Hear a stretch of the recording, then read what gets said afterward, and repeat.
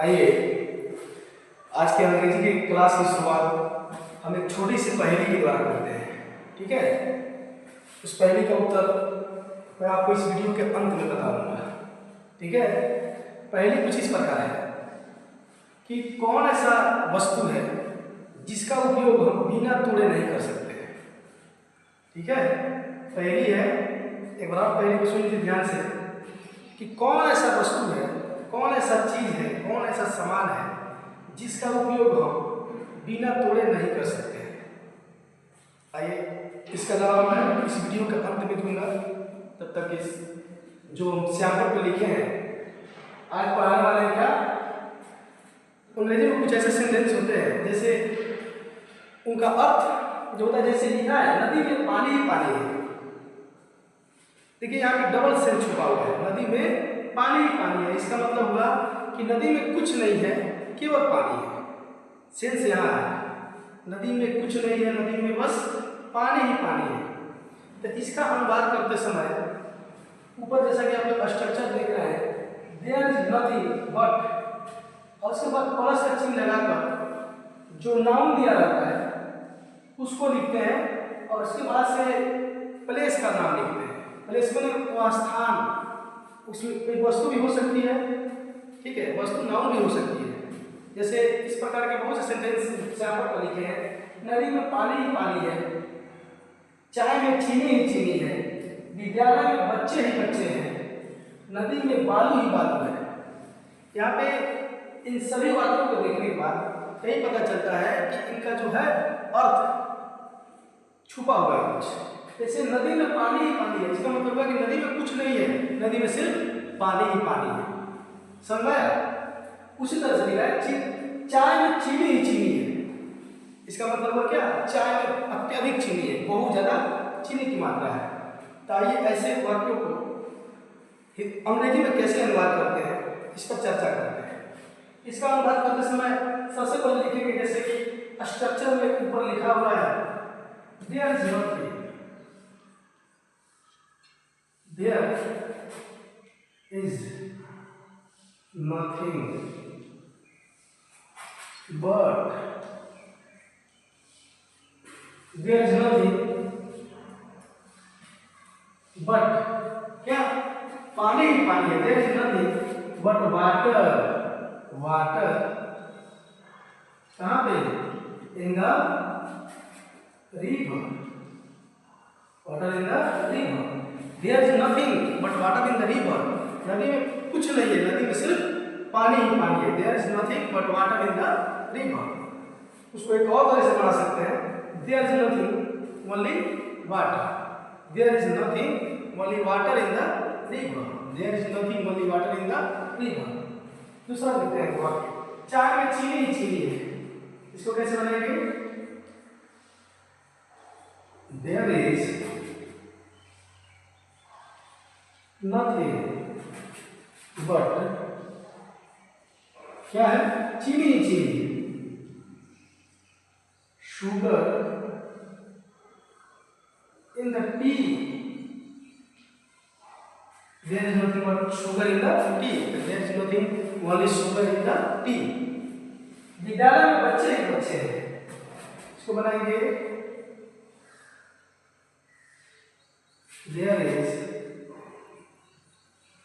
Nothing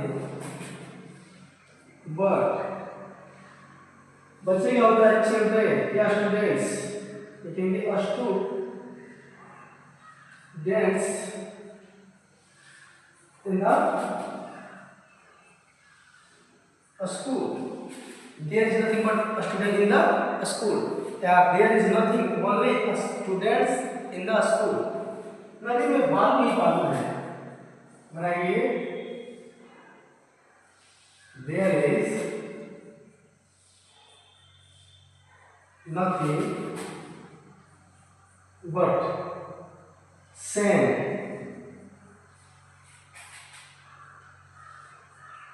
in the desert, नदी में, in the river, in the river, नदी है, बोला राजस्थान रेगिस्तान बोला है, नदी में बालू ही बालू है, there is nothing but sand in the river. समझ में आ गया? बनाएंगे नदी में पानी ही पानी है, there is nothing but water in the river. चाय में चीनी ही चीनी है, there is nothing but sugar in the tea. चाय में चीनी ही चीनी।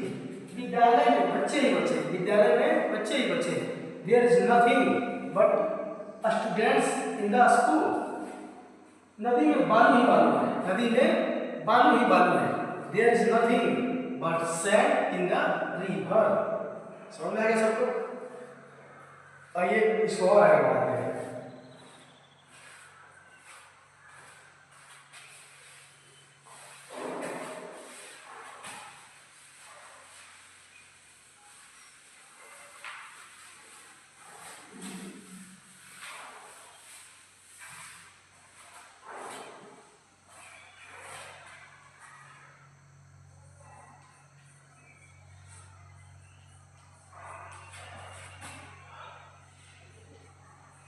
दाल में नमक ही नमक है, दाल में नमक ही नमक है। दूसरा लिखते हैं,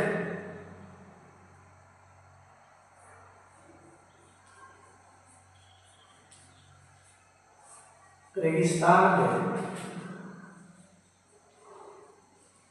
बालू ही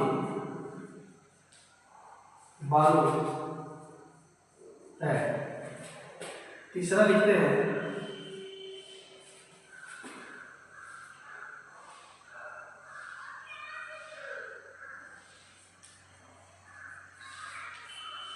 फुलवारी में फूल ही फूल है। चार में लिखते हैं,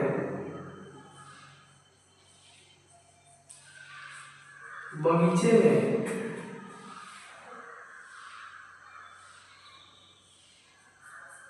बगीचे में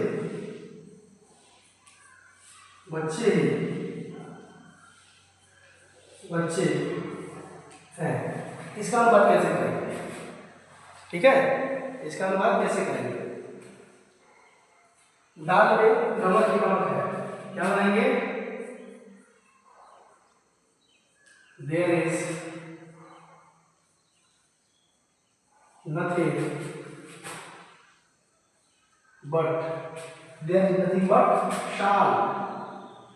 शाल in the plus होता है डाल। there is nothing but salt in the plus, there is nothing but salt in the plus। दूसरा रेगिस्तान में बालू ही बालू है, बनाएंगे there is nothing but sand in the desert होता है रेगिस्तान। there is nothing but sand in the desert। दूसरा है फुलवारी में फूल ही फूल है, फुलवारी में फूल ही फूल है, बगीचे में बच्चे ही बच्चे हैं। कैसे बनेगा बताइए तो भाई, कैसे बनेगा? फुलवारी में बच्चे ही बच्चे हैं, क्या बनाएंगे?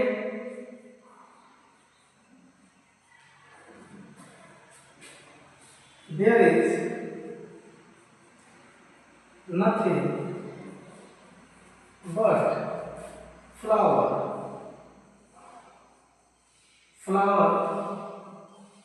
in the flower garden।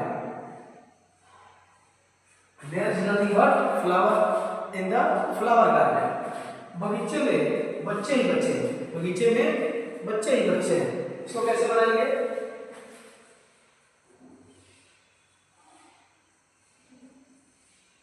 there is nothing but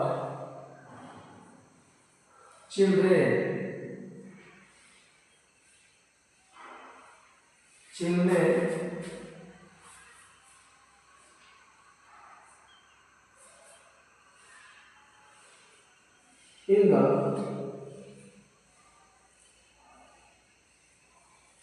garden, there is nothing but children in the garden, बगीचे में बच्चे ही बच्चे हैं, there is nothing but children in the garden.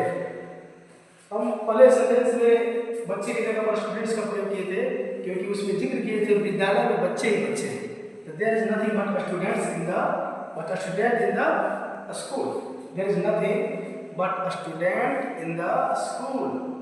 लेकिन यहाँ पे बगीचे में बच्चे ही बच्चे हैं, कहने का मतलब है वहाँ पर स्कूल के बच्चे भी हो सकते हैं और बच्चे भी हो सकते हैं, इसलिए यहाँ पे लगा है there is nothing but children in the garden. समझ आएगा सबको? आइए इसको और आगे बढ़ाते हैं, क्योंकि और उदाहरण देकर इसे समझने का प्रयास करते हैं।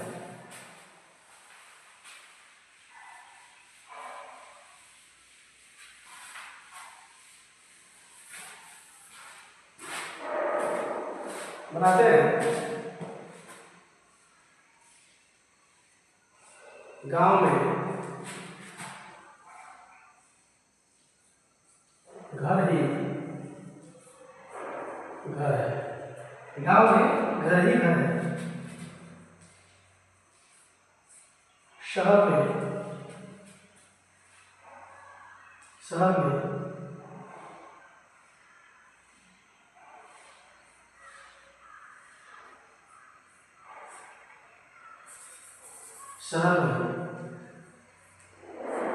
गाड़ी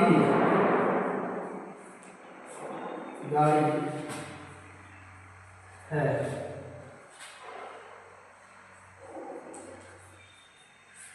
भारत में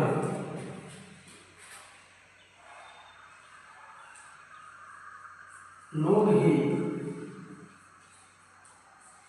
लोग हैं,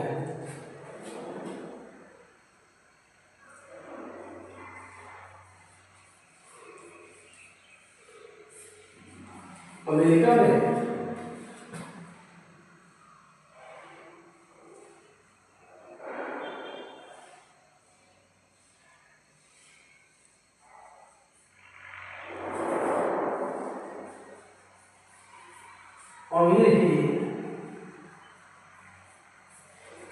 अमीर है। ऐसे वाक्यों को बनाते समय क्या करेंगे, जैसे पहले का आपको समझ गया है कि कैसे बनाते हैं, देयर इज नथिंग का प्रयोग करेंगे, उसके बाद से सेंटेंस में जिसका जिक्र किया है उसको लिखेंगे, समझ आया? पहले देयर इज नथिंग बट, उसके बाद से वाक्य में जिसका जिक्र किया गया है उसको लिखेंगे। जैसे है गांव में घर ही घर है, क्या बनाएंगे there is nothing but house in the village, there is nothing but house in the village, गांव में घर ही घर है, there is nothing but house in the village। दूसरा है शहर में गाड़ी ही गाड़ी है, there is nothing but car in the town में ऐसा है, there is nothing but car in the town, car में होती है गाड़ी, भारत में लोग ही लोग हैं, there is nothing but people in the India, there is nothing but people in the India, there is nothing but people in the India, Bharat में लोग ही लोग हैं, अमेरिका में अमीर ही अमीर हैं, क्या बनाएंगे there is nothing but rich in the America, there is nothing but rich in the America, there is nothing but rich in the America. समझ में आ गया? तो आइए, अगर आप लोगों को समझ में आ गया है तो सबको समझ आ गया है, ठीक है। तो आइए हम आप लोगों को 4 प्रश्न देते हैं और इसके बाद प्रश्न देने के बाद तो पहली सबसे शुरू में पूछे थे जिसका शुरुआत क्लास का शुरुआत इस पहली से हुआ था उसका उत्तर बताने का प्रयास करेंगे, बताएंगे। समझ में आया?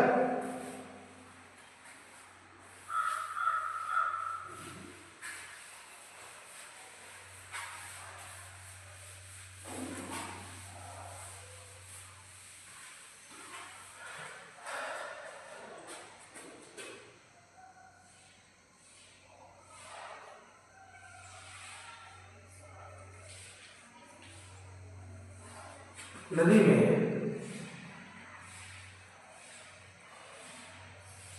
मछली है।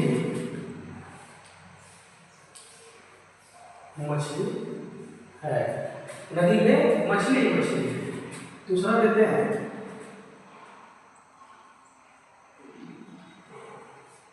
पानी में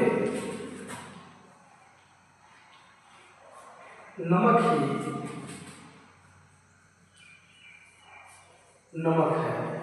पानी में नमक है। तीसरा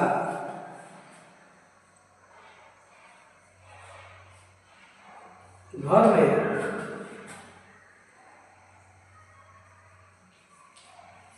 कचरा है। घर में कचरा है। अंतिम देते हैं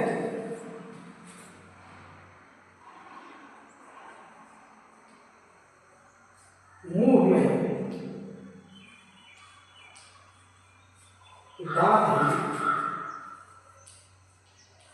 दांत है। ठीक है, मुंह में दांत है। समझ आया? प्रथम प्रश्न है नदी में मछली है। पानी में नमक है। तीसरा है घर में कचरा है।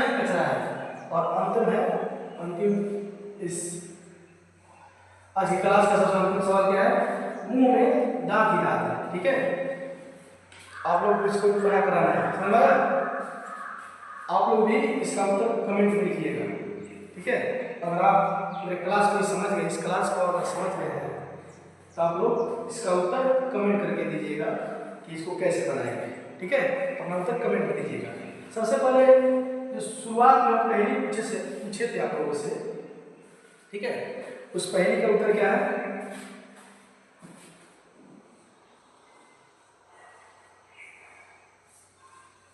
पहली का उत्तर देखिए, ये जो पहली थी हमारी, हम पूछे थे कि कौन ऐसा वस्तु है, कौन ऐसा सामान है, कौन ऐसा चीज है जिसका उपयोग हम तोड़ने के बाद ही करते हैं। इसका सार्थक उत्तर होता है अंडा। ठीक है, क्या है? अंडा। ठीक है, अंडा को बिना तोड़े इसका उपयोग हम नहीं कर सकते। ऐसे तो बहुत सामान है, बहुत ऐसे चीज है जिसका उपयोग हम तोड़कर नहीं करते हैं। जैसे बड़े बड़े पत्थर को तोड़कर बजरी बनाते हैं। समझ में? बड़े बड़े पत्थरों को तोड़कर हम बजरी बनाते हैं तो उसका इस्तेमाल करते हैं। ये भी और इसमें और भी कह सकते हैं कि जंगलों से लकड़ी तोड़कर लाते हैं और उसका इस्तेमाल करते हैं। समझ आ रहा है? देखिए, इसका उत्तर क्या हो सकता है? जैसे पहली था कुछ इस प्रकार कि कौन ऐसी वस्तु है जिसका बिना तोड़े हम इस्तेमाल नहीं कर सकते, बिना तोड़े इसका उपयोग नहीं कर सकते हैं। इसका सार्थक उत्तर होता है अंडा। अंडा को बिना तोड़े इसका इस्तेमाल नहीं कर सकते हैं। ठीक है, उसी प्रकार बड़ा बड़ा जो पत्थर होता है उसको तोड़कर बजरी बनाया जाता है, छोटा छोटा पत्थर बनाया जाता है, तब जाकर उसका उपयोग घरों में किया जाता है। समझ में आया? और उसका उत्तर ये भी हो सकता है कि जंगल में जाकर लकड़ी तोड़ते हैं और तोड़ी हुई लकड़ी का इस्तेमाल अपने घरेलू जीवन में करते हैं। समझ में आया? तो पहली का उत्तर क्या है? अंडा हो सकता है। बड़े बड़े पत्थर को तोड़कर बजरी बनाया जाता है जिससे घर में इस्तेमाल होता है, वो भी हो सकता है। जंगल से तोड़ी गई लकड़ी भी हो सकता है। ठीक है, अगर आप लोग समझ में कुछ और वस्तु अगर हो सकता है जिसका उपयोग तोड़ने के बाद ही कर सकते हैं उसका भी उत्तर आप लोग कमेंट में लिखिएगा, ठीक है। अगर